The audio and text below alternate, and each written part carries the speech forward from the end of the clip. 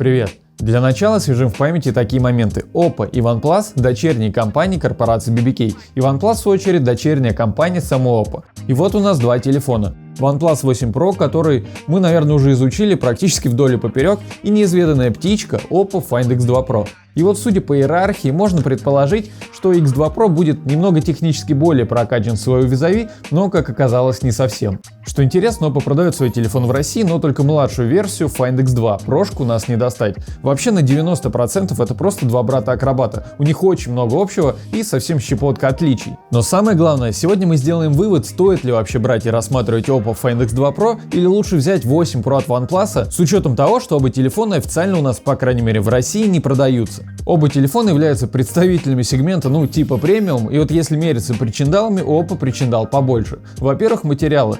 X2 Pro идет в двух вариантах исполнения. С задней крышкой сделанной из кожи или, как у меня, из керамики. И на фоне Oppo OnePlus, хоть у него и реально крутой цвет, все-таки стоит со своим обычным стеклом как-то в стороне.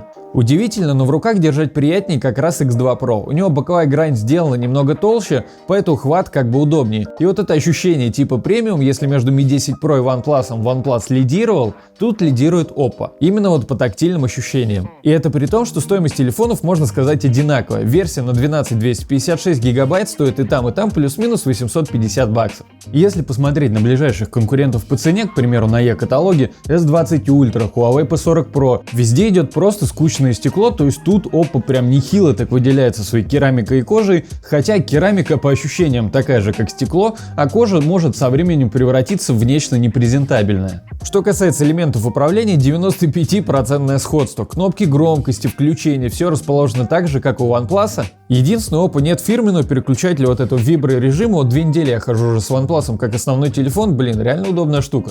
Если присмотреться, задняя крышка Oppo имеет небольшую текстуру, но сказать, что это все как-то красиво переливается, нельзя, хоть она и глянцевая. Но в любом случае выглядит телефон дорого. Вот если не знать, как выглядит вообще оболочка каждого телефона и посмотреть на них спереди, вообще не отличишь. Рамки, фронтальная камера, размер, изогнутость – все один в один, и, конечно, это потому, что экраны в телефонах стоят одинаковые. Это тот самый экран 6,67 дюйма, у которого Quad HD, 120 Гц и 10 бит, который DisplayMate признали лучшим в 13 разных категориях. Ровно те же технологии и фишки в виде программного увеличения частоты кадров, все это есть и в X2 Pro. Дисплей мы подробно разбирали в обзоре OnePlus, в том числе и показатели шима. Вот здесь подсказки вверху где-то появятся, можно посмотреть. У Oppo все показатели ровно такие же. Наверное, особо прошаренные тут немного напряглись, потому что у OnePlus на ранних партиях иногда проскакивал брак экрана, когда на низкой яркости с включенным DC-диммингом на сером фоне или экран уходит в разные оттенки, или что еще хуже, от фронтальной камеры идет своеобразный зацвет в виде полоски. Можно выдохнуть, потому что ни в Oppo, ни, кстати, в моем OnePlus такой проблемы нет. Итак, оба телефона из Китая, но в Oppo прямо из коробки есть русский язык, и это плюс. Find X2 Pro работает на оболочке Color AS 7.1, и поначалу после Oxygen ты такой немного кривишься, все как-то не так, но сказать, что она плохая нельзя, вполне шустрая оболочка. И вот попользовавшись, меняешь свое мнение, реально не придраться, работает так же хорошо, как и Oxygen на OnePlus, просто поначалу немного непривычно.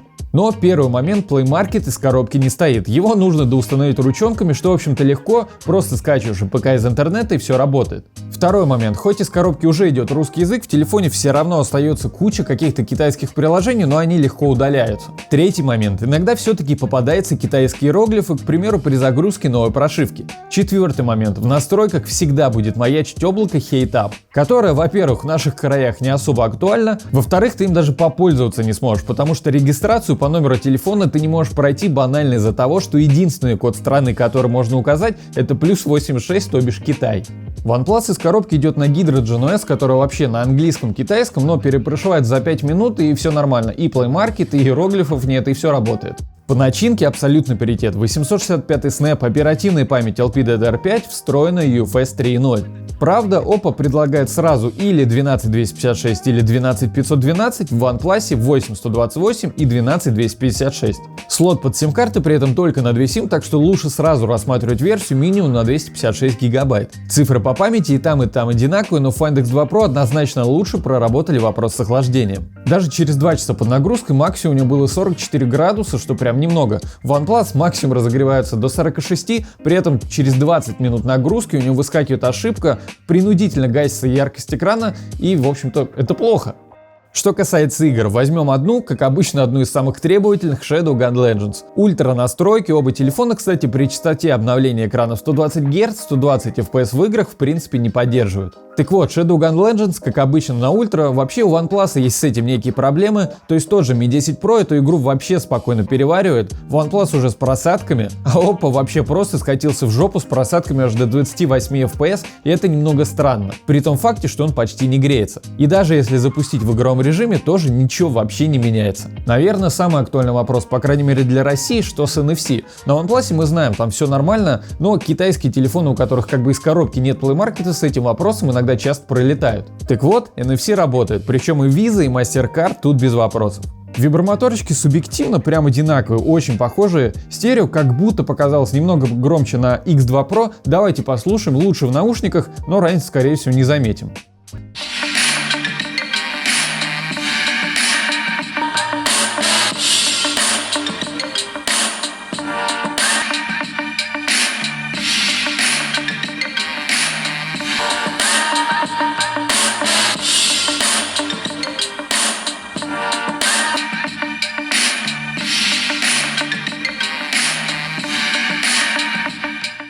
Влагозащита. Тут все нормально, IP68 и там, и там. Но беспроводная зарядка, 21 век и все такое. Оба телефона стоят овер до хрена, но в Oppo Find X2 Pro ее нет, только в OnePlus.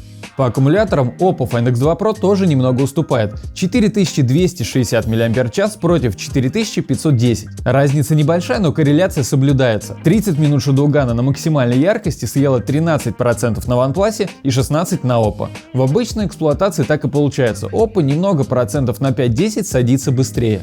А вообще ключевое отличие X2 Pro — это камеры. Основной модуль вообще одинаковый, Sony IMX689 на 48 мегапикселей. Ширик на 120 градусов Sony IMX586 на 48 мегапикселей тоже стоит одинаковый, а вот телевик другой. В Oppo это 13-мегапиксельный перископ с 5-кратным оптическим и 10-кратным гибридным зумом. И тут мы подобрались к абсолютно разным подходам двух компаний. OnePlus, который сначала выпускает устройство и потом допиливает все, что можно и нельзя, то есть фактически на старте продаж ты покупаешь как бы сырое устройство, что немного бесит. И Oppo, который все допиливает еще до старта продаж. Ну, не все, конечно, но алгоритмы обработки снимков уж точно.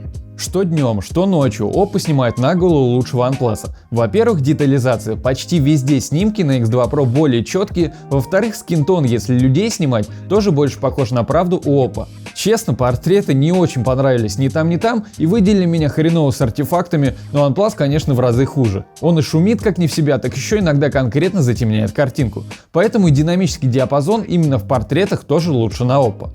Ночью OnePlus все конкретно мажет, Oppo даже без режима ночь снимает как будто с ним, то есть и детализация лучше, и шумов меньше. Ну и конечно перископ. Перископ крутой, то есть у него изначально честный оптический 5-кратный зум, даже с 10-кратным гибридным зумом, при кропе снимок получается четче, чем на OnePlus. Но тут без вопросов, у OnePlus зум только 3-кратный. А вот видео по цветопередаче понравилось больше на OnePlus, какие-то более сочные цвета, но стабилизация у него отвратительная. На Oppo немногим она лучше. А ночью можно заметить, что Find X2 Pro снимает как-то все более контрастно, а у OnePlus более блекло. Получается, не считая перископа, два модуля у камер одинаковые, но OnePlus, давайте откровенно, говно. По части камер он меня реально расстраивает, и вот перешел на нее с Galaxy S20, и пока никакие прошивки вообще ситуацию не улучшают. Oppo в этом плане молодцы. Подозреваю, они тоже не весь свой потенциал раскрыли, но по части камер они лидируют. Итого, если объективно, камера лучше на Oppo, у X2 Pro более дорогие материалы, но у него нет беспроводной зарядки, и иногда попадаются китайские иероглифы, которые, вот покупая телефон за 78 тысяч рублей, видеть не хочется вообще, но вот NFC хотя бы работает. OnePlus, не считая первоначальной прошивки, которая на самом деле легкая, везде идет на русском, греется чуть больше, но и производительность чуть больше, но камеры просто ни о чем. Но если субъективно, Oppo в руке ощущается как-то более премиально, но ColorOS поначалу, конечно, непривычно, придется привыкать. Вообще, Oppo своим вот отношением к потребителю мне даже больше нравится, она как-то более ответственно подходит к делу. Но вот с точки зрения локализации, когда ты покупаешь телефон задорого, видеть китайские иероглифы как-то не хочется вообще нигде. А теперь пиши свое мнение в комментарии. Oppo Find X2 Pro, OnePlus 8 Pro, кто лучше на твой взгляд и почему? Поставь лайк, если было полезно, ну и конечно подпишись на канал. До встречи в следующих видео, пока!